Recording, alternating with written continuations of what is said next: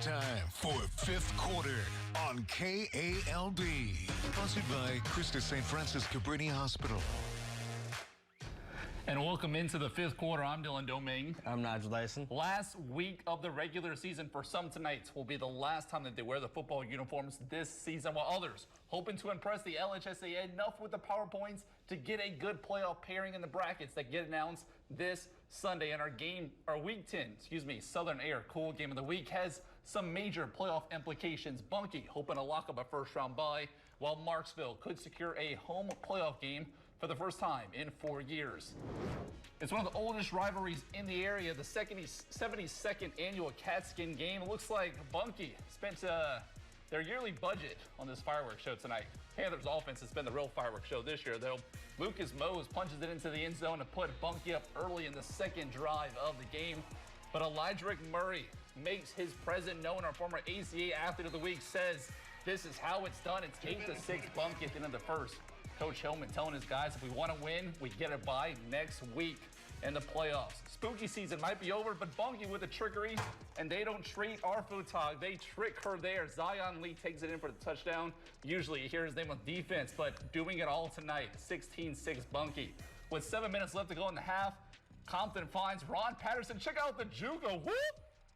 Goes all the way into the end zone, cruises in. It's 22-6 Bunkie. But Marksville, though, before the half, they're not going away. Murray, looking like the man, takes it himself, breaks a few ankles, and he goes into the end zone. It's 22-12, just a 10-point game. We head to the third now. You knew it was going to happen with the speed eventually. Dylan Compton shows the patience and then shows the speed right up the guts with the Jets' 60-plus yard touchdown.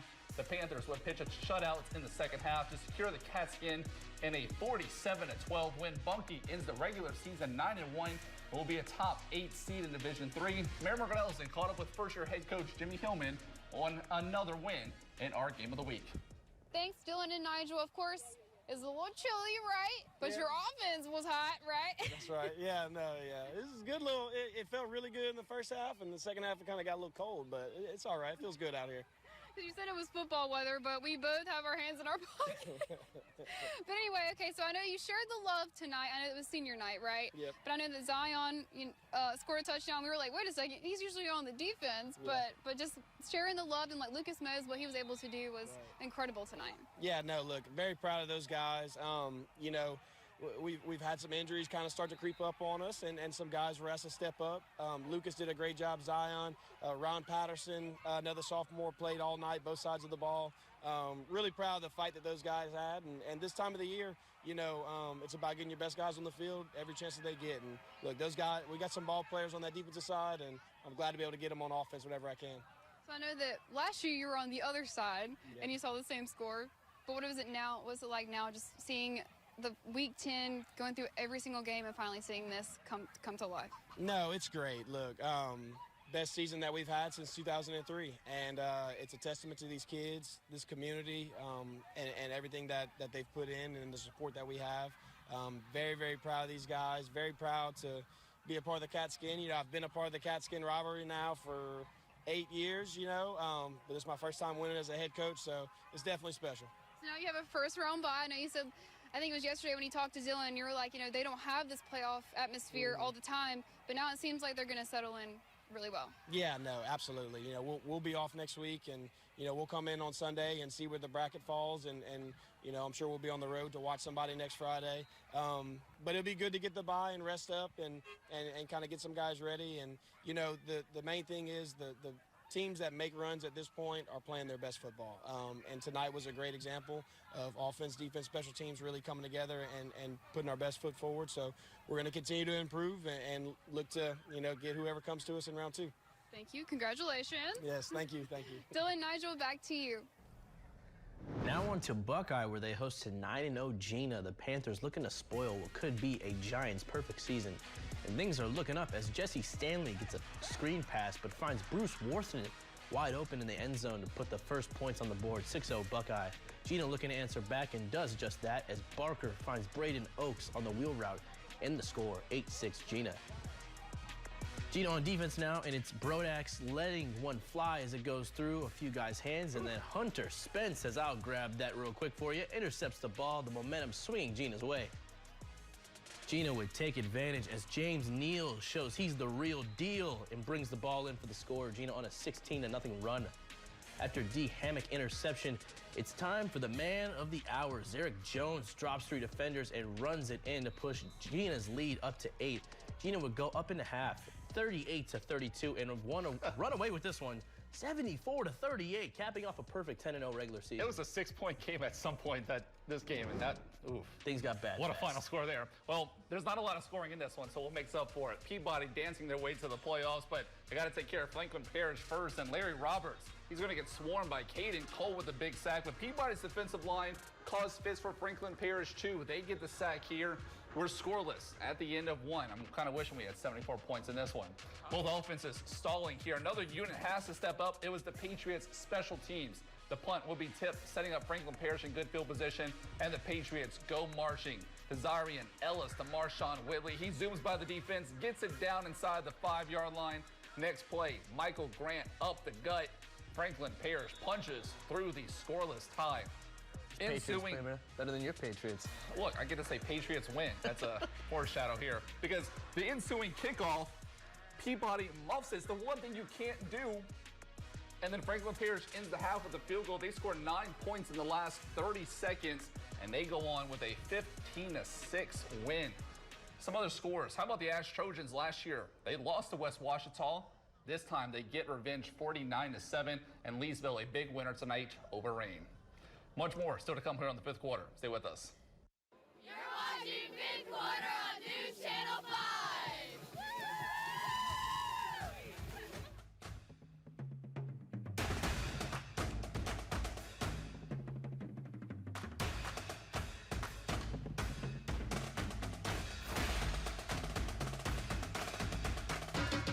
The 5th quarter scoreboard is sponsored by Antune Hospitality Group's family of restaurants, including Popeye's Louisiana Kitchen and Outlaws Barbecue. Louisiana's most wanted, always the winning call.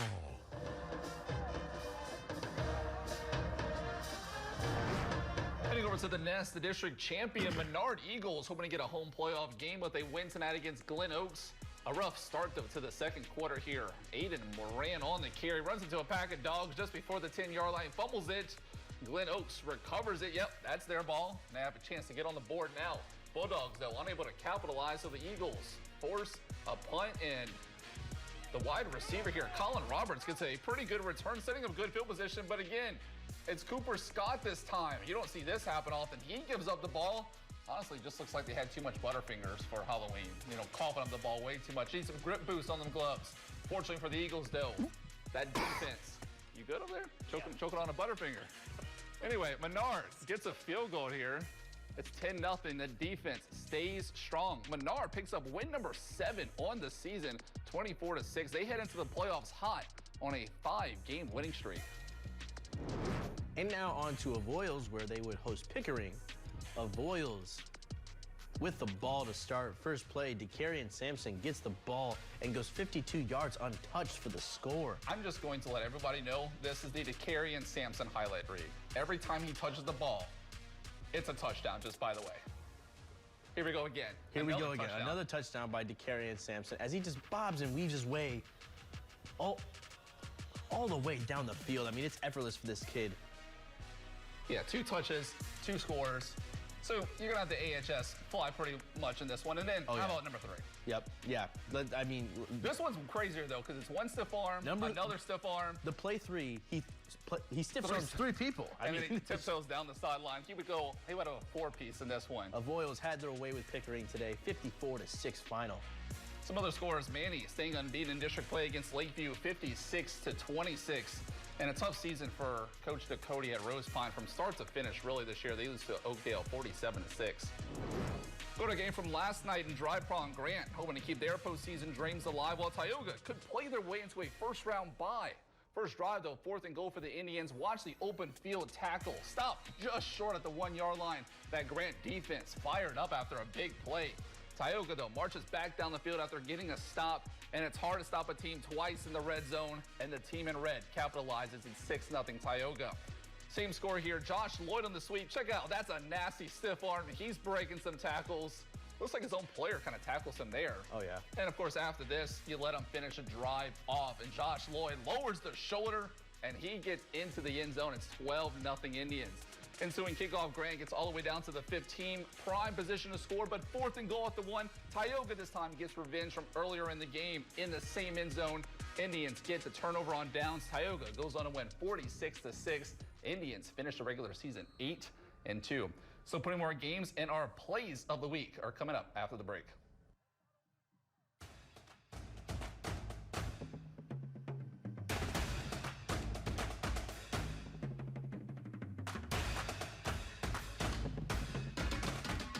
The fifth quarter score ticker is sponsored by Hickson Autoplex. Hickson has it.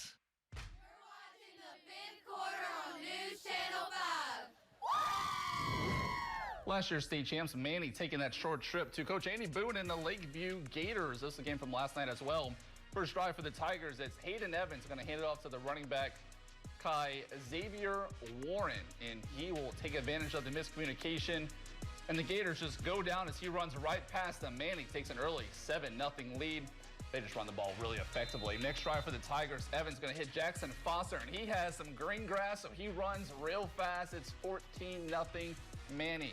Tigers go up 3 touchdowns going into the second quarter. Felt like the game was over from that point.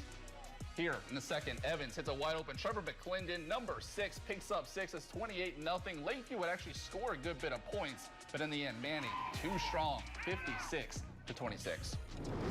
Ash traveled to West Ouachita to complete their Ouachita to complete their regular season. Trojans hoping to move up in the power rankings. West Ouachita opening drive, fumble on the pitch attempt, and Ash recovers.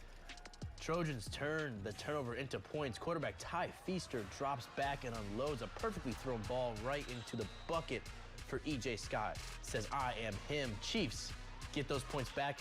How about the big man at fullback, Marlon Owens, staying on his feet, rumbling and bumbling, stumbling for 25 yards. Chiefs tie it up here on the version of the tush push. What a word. but this game would turn into hey, whatever, man.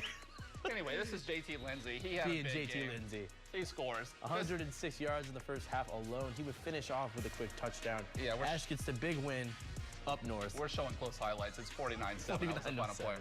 Anyway, with all the great action we've seen tonight, it's time to reveal our plays of the night presented by Farm Bureau. We'll go back to play nominee number 1. It's Ron Patterson, the nasty juke on the way to the score. That's Electric Murray. He juked out too, and he just had a stop and go quick and easy. That's play nominee number 1. Play nominee number 2, we didn't really get to see this one in the Manny game. This came later in the game, but it's Jeremiah James, 80 yards, cutting back twice, and then he is gone. They just look faster in those all-white uniforms. They're clean. I like them. They're clean. 80 yards to the house. Manny, they're rolling right now. We've seen it before. Buckeyes trick play action. Jesse Stanley gets a screen pass, but decides to heave it to a wide-open Bruce Worthen, wide open in the end zone to put the first points on the board for the Buckeye Panthers. Sort of our top plays, which one was the best? Go and tell us. We'll have a poll up shortly on the website to go and vote. Voting will be open all weekend, and the winner will be revealed Sunday on Sports Night.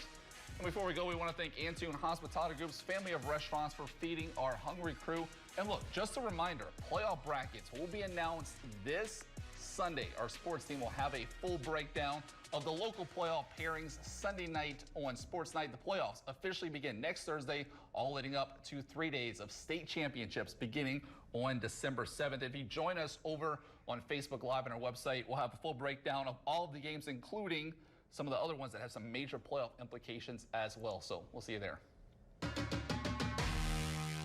Can't get enough football? KALB's Fifth Quarter continues online in minutes with more highlights, post-game interviews, and analysis on KALB.com and Facebook Live.